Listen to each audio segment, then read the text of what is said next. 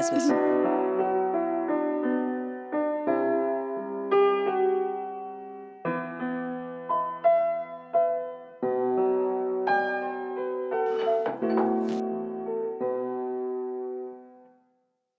হুম,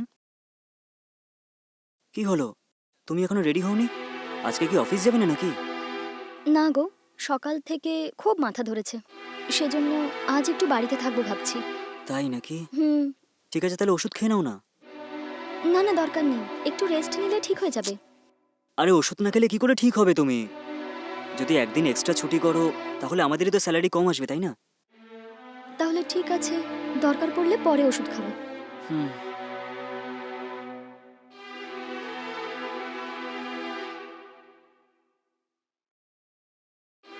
ঠিক আছে, আমি তাহলে অফিস যাচ্ছি। যদি বেশি মাথা ব্যথা করে তাহলে পাশে যে ক্লিনিকটা আছে না, সেখানে গিয়ে চেক আপটা করিয়ে নেবে। হ্যাঁ ঠিক আছে। ঠিক আছে।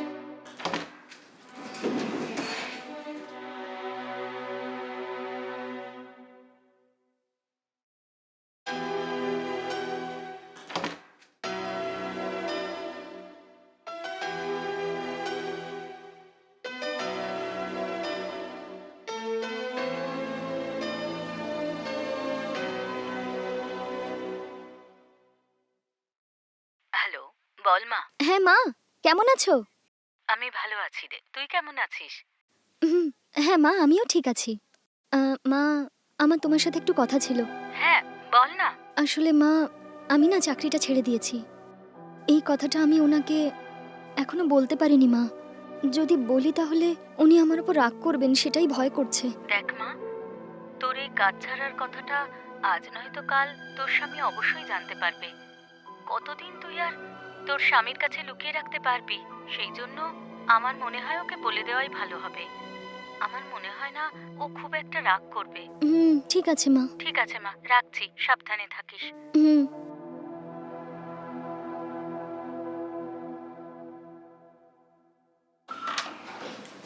হ্যাঁ এসো। হুম। আহ, উফ। আমার জন্য 1 কাপ কফি নিয়ে এসো। ঠিক আছে।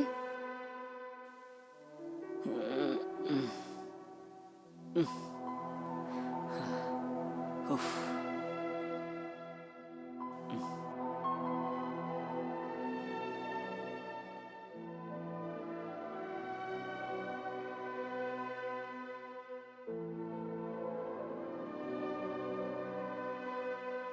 এখন তোমার মাথা ব্যথা কেমন আছে? এখন ঠিক আছে। কালকে তুমি অফিসে যাবে তো? হ্যাঁ যাব। হুম।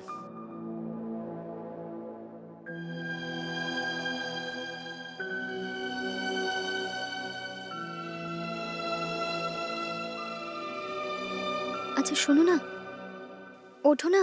হুম। আহ, আমার তোমাকে কয়েকটা কথা বলার ছিল, সেটা শুনে তুমি কিন্তু রাগ করবে না। আরে কি কথা? আমি যে জবটা করছিলাম সেটা ছেড়ে দিয়েছি। হ্যাঁ, তুমি জব ছেড়ে দিয়েছো কেন? হ্যাঁ ছেড়ে দিয়েছি। আমার অফিসে আমার ম্যানেজার বেশ কয়েকদিন ধরেই আমাকে খুব টর্চার করছিল, আর সেই জন্যই আমাদের দুজনের মধ্যে খুব বড় ঝগড়া হয়ে গেছে। ও আমাকে যা নয় তাই বলেছে, সেজন্য আমিও রাগ করে থাপ্পড় মেরে দিয়েছি। ওহ, আর সেজন্যই আমি ওই জবটা আর করতে পারবো না। এবার কি ওনাকে সরি বলে আরেকবার যেতে পারবে তুমি? না না, ওই জবটা আর করব না। আর সত্যি বলতে আমার জব করতে ভালোই লাগে না। হ্যাঁ,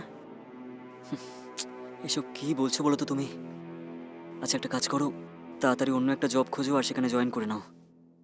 না হলে আমার এই চাকরি দিয়ে তো আমি আমাদের সংসারটা চালাতে পারবো না, খুবই মুশকিল ব্যাপার।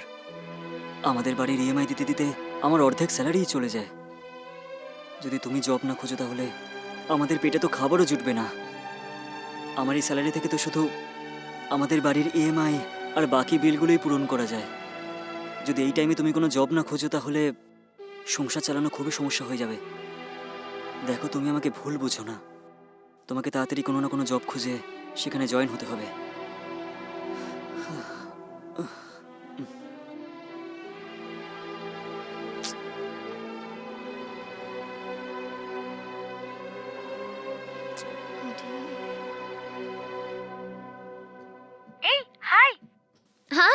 How are you? আমি খুব ভালো আছি, তুই কেমন আছিস? হ্যাঁ, আমি ঠিক আছি।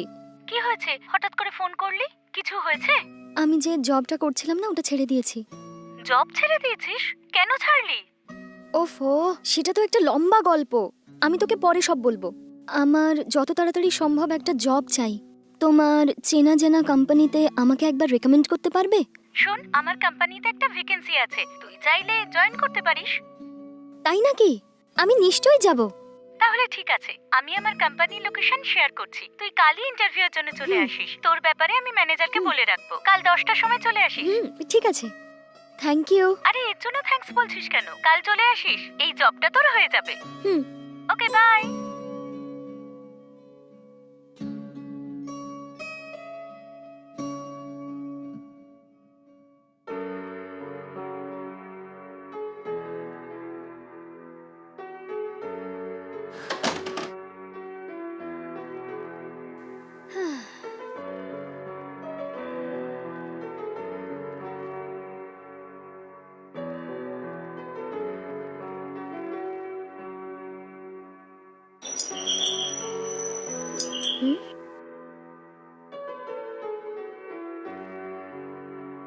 হ্যাঁ, এসো। হুম হ্যাঁ, হুম, আমার জন্য চা করে আনো। হুম, হুম। হুম, উম, উম, উম,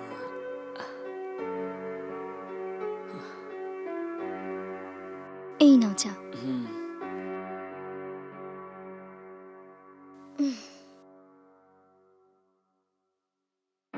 আচ্ছা শোনো, হুম, আজ আমি একটা ইন্টারভিউ দিতে গিয়েছিলাম। হুম, হুম। তুমি জবটা কি পেয়ে গেছো? সেটা জানি না, আমার তো মনে হয় কাল বলবে। কিন্তু আমার বিশ্বাস আছে এই কাজটা আমি নিশ্চয়ই পাবো, কারণ আমার ফ্রেন্ড ওই কোম্পানিতেই কাজ করে। ও, যদি তুমি জবটা পেয়ে যাও তাহলে খুব ভালো হবে আমাদের। কাল রাতে আমি তাড়াতাড়ি জব পাওয়ার জন্য রাগের মাথায় অনেক কথা বলে দিয়েছি না, আমাকে ভুল বোঝো না প্লিজ। কী করবো বলো, আমাদের মতো মিডিল ক্লাসের লোকেরাই স্বামী স্ত্রী দুজনে মিলে কাজ করলেই ভালোভাবে সংসারটা চালাতে পারে, না হলে অনেক বড় সমস্যার সম্মুখীন হতে হয়। সেই কারণেই কালকে রাগের মাথায় অনেক কথা বলেছি, আমাকে ভুল বোঝো না তুমি। হুম।